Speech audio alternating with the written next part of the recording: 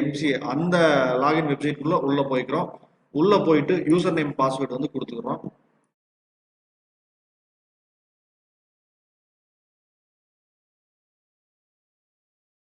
User name கொடுத்துட்டோம். Password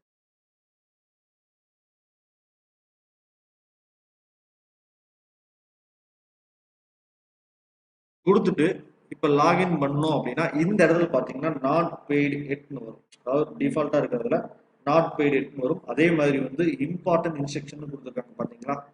so selection one of the payment gateway to pay online, don't pay more than once, please verify your previous, you can verify the payment status from the my profile. அதாவது நம்மளோட இங்கே ஹோமில் போனீங்கன்னா my profile இருக்கும். இல்லைன்னா இந்த இடத்துல click பண்ணீங்க அப்படின்னா மை ப்ரொஃபைல் இருக்கும். அங்கே போய் வந்து பார்த்துக்கலாம்.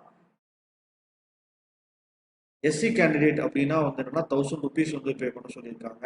அதே சமயம் வந்து பிசி, எம்பிசி இவங்களுக்குலாம் பார்த்தீங்க அப்படின்னா ஓசி இவங்களுக்குலாம் வந்து 5000 இருக்கும். ஸோ இதில் 2 கேட்வேல எந்த கேட்வே வேணாலும் நம்ம எடுத்துக்கலாம்.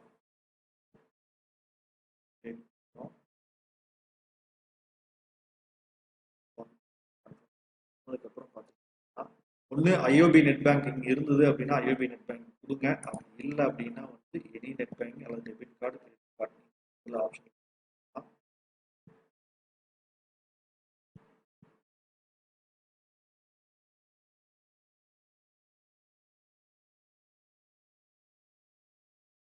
இதில் போனதுக்கப்புறம் பார்த்தீங்க அப்படின்னா நீங்கள் செலக்ட் கார்டு ஆப்ஷன் அல்லது வந்து என்னன்னா நம்ம யூபிஐ கூட வந்து செலக்ட் பண்ணிக்கலாம். இப்போ கார்டு பேமெண்ட்டும் போட்டுக்கலாம், நெட் பேங்கிங் இருக்குது, கேஷ் கார்டு வேலட் இருக்குது, யூபிஐ இருக்குது. இப்போ நான் இந்த இடத்துல வந்து என்னன்னா நான் யூபிஐ வந்து நான் செலக்ட் பண்ணிட்டேன். இப்போ நான் யூபிஐ செலக்ட் பண்ணிட்டு அதுக்கப்புறம் வந்து என்னன்னா நான் ஜிபே வந்து இந்த இடத்துல வந்து யூபிஐ அட்ரஸ் அப்படின்றத நம்ம கொடுக்கணும்.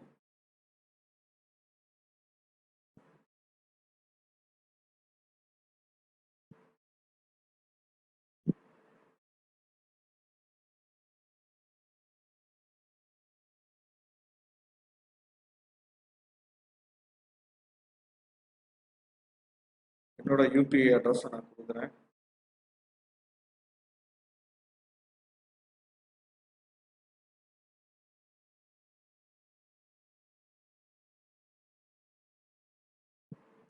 இதுலேயே வந்து செலக்ட் பண்ணிக்கலாம். ஓகே,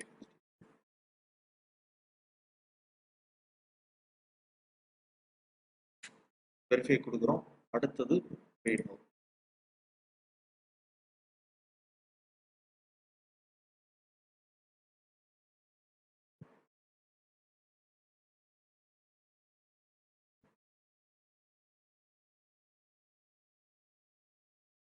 இது கொடுக்கும்போது பார்த்தீங்கன்னா உங்களுடைய ஆப்புக்கு வந்து அந்த இது போகும். அதாவது வந்து என்ன அப்படின்னா வந்து பே பண்ணுறதுக்கான ரெக்வஸ்ட் வந்து போகும். அங்கே நம்ம பே கொடுத்துட்டோம் அப்படின்னா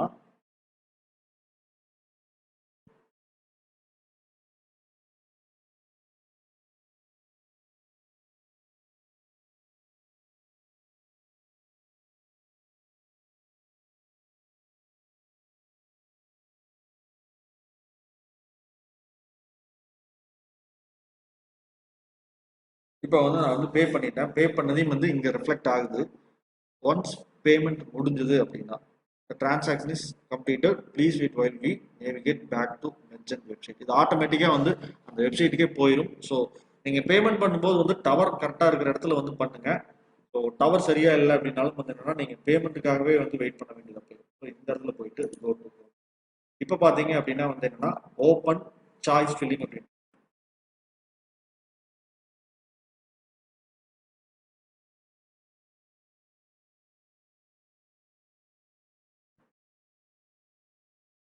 இப்போ வந்து பேமெண்ட் அப்படின்றது வந்து நம்ம முடிச்சிட்டோம். ஒன்ஸ் வந்து பேமெண்ட் முடிச்சதுக்கு அப்புறம் பாத்தீங்கன்னா இனிஷியல் டெபாசிட் பேமெண்ட் ஸ்டேட்டஸ் பெய்டுன்னு வரும். அதுக்கப்புறம் பாத்தீங்க அப்படின்னா இந்த இடத்துல இருக்கக்கூடிய ஓப்பன் சாய்ஸ் ஃபில்லிங் அப்படின்றத வந்து கொடுக்கணும். ஒன்ஸ் ஓப்பன் சாய்ஸ் ஃபில்லிங் கொடுத்தா இந்த இன்ஸ்ட்ரக்ஷன்ஸ் எல்லாம் இருக்கும். இந்த இன்ஸ்ட்ரக்ஷன்ஸ் எல்லாம் என்ன அப்படின்றத நான் ஓவர்வியூவா நான் சொல்றேன். அதாவது வந்து நமக்கு எந்த காலேஜ் வேணுமோ அந்த காலேஜ் வந்து நம்ம செலக்ட் பண்ணிக்கலாம். அதே மாதிரி எத்தனை நம்பர் ஆஃப் காலேஜஸ் வேணாலும் கொடுத்துக்கலாம். இத்தனை காலேஜஸ் தான் கொடுக்கணும் அப்படின்றது லிமிட் கிடையாது. ஸோ சாய்ஸ் லிமிட் அப்படின்றது கிடையாது. நீங்க எத்தனை காலேஜ் வேணாலும் கொடுத்துக்கலாம். அதே மாதிரி வந்து இந்த எஸ்சிஏ அப்புறம் எஸ்டி கேண்டிடேட்டுக்கு பார்த்தீங்கன்னா சில காலேஜஸ்ல, அதாவது இந்த வேகன்சி லிஸ்ட்ல பார்த்தீங்கன்னா அந்த சீட்ஸ் அந்த கம்யூனிட்டிக்கான சீட்ஸ் அப்படின்றத வந்து அலோகேட் பண்ணியிருக்க மாட்டாங்க.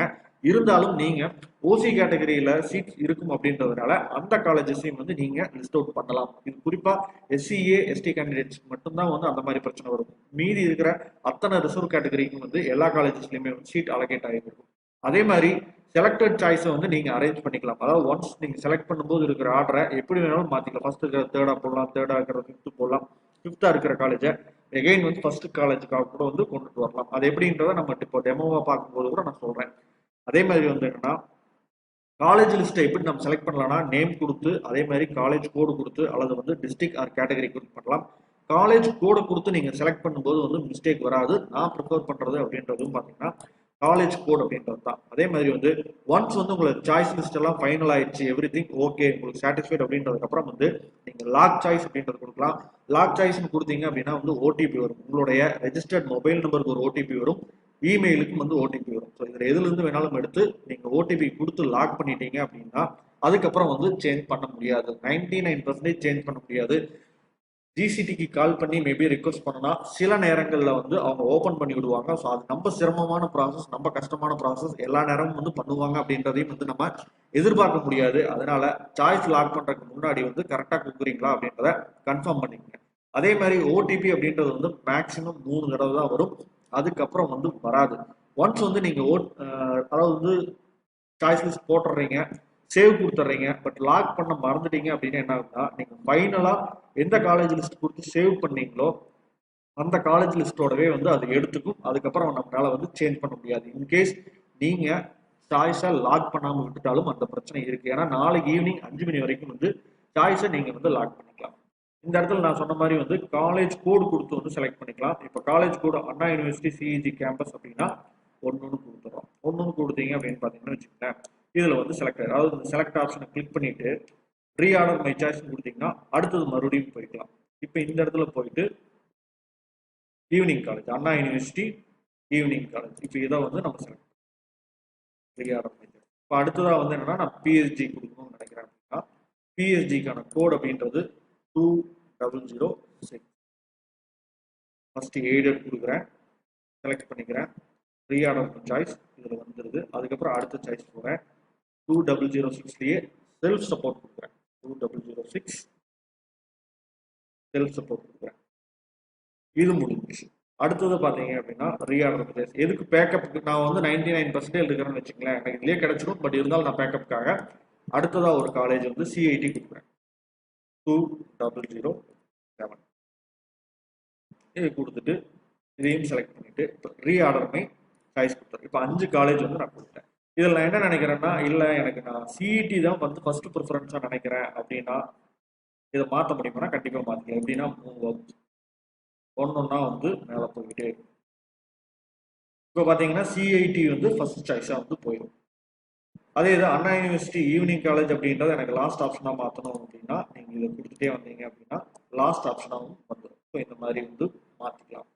ஒன்ஸ் வந்து இதெல்லாம் கொடுத்தது கரெக்டா, என் ஃப்ரெண்ட்ஸ் யாருக்காச்சும் கொடுத்து செக் பண்ணி பார்க்கணும் அப்படின்னா என்ன பண்ணலாம் அப்படின்னா இங்கே டவுன்லோட் மை சாய்ஸ் இது கொடுத்தீங்க அப்படின்னா டவுன்லோட் ஆகும். இதுக்கப்புறம் வந்து உங்களுடைய ஃப்ரெண்ட்ஸ், உங்களோட குருஸ் யாராச்சும் இருந்தாங்கன்னா உங்களோட டீச்சர்ஸோ உங்கள் ஃப்ரெண்ட்ஸோ யார்ட்டையாச்சும் வந்து சீனியர்ஸாக இருந்து நீங்கள் கிராஸ் செக் பண்ணிக்கணும் கன்ஃபர்மேஷனுக்கு முன்னாடி அப்படின்னு நினைக்கிறப்ப வந்து இந்த பிடிஎஃப் ஃபைல் அப்படின்றத வந்து நீங்கள் அனுப்பி வந்து செக் பண்ணிக்கலாம். நீங்களே வந்து என்ன பொறுமையாக கரெக்டாக இருக்கா அப்படின்றதையும் வந்து பார்த்துக்கலாம். ஒன்ஸ் இது பார்த்துட்டு கரெக்டாக இருக்கு அப்படின்னா மட்டும் வந்து இந்த இடத்துல இருக்கு பார்த்தீங்களா லாக் மை சாய்ஸ். இந்த லாக் மை சாய்ஸ் கொடுத்தீங்க அப்படின்னா வந்து ஓடிபி ஜென்ரேட் ஆகி வரும். ஸோ அதை கொடுத்துட்டு வந்து நீங்கள் ஃபைனலாக கன்ஃபார்ம் பண்ணிடலாம். ஸோ சேவ் கொடுத்துக்குங்க. சரி, ஆட்டோமேட்டிக்காக ஒன்ஸ் கொடுக்கும் போதே வந்து ஆட்டோ சேவ் ஆயிடுது. இதை மட்டும் வந்து ஃபைனலாக கொடுத்துருங்க. எல்லாமே கரெக்ட் அப்படின்றத ஒரு 3 தடவை 4 தடவை பார்த்துட்டு ஃபைனலாக சாட்டிஸ்ஃபை ஆனதுக்கப்புறம் மட்டும் லாக் மை சாய்ஸ் அப்படின்றத கொடுங்க. ஒன்ஸ் லாக் மை சாய்ஸ் கொடுத்துட்டீங்க அப்படின்னா எகெயின் அதில் எதுவும் சேஞ்சஸ் பண்ண முடியாது அப்படின்றத சொல்கிறேன்.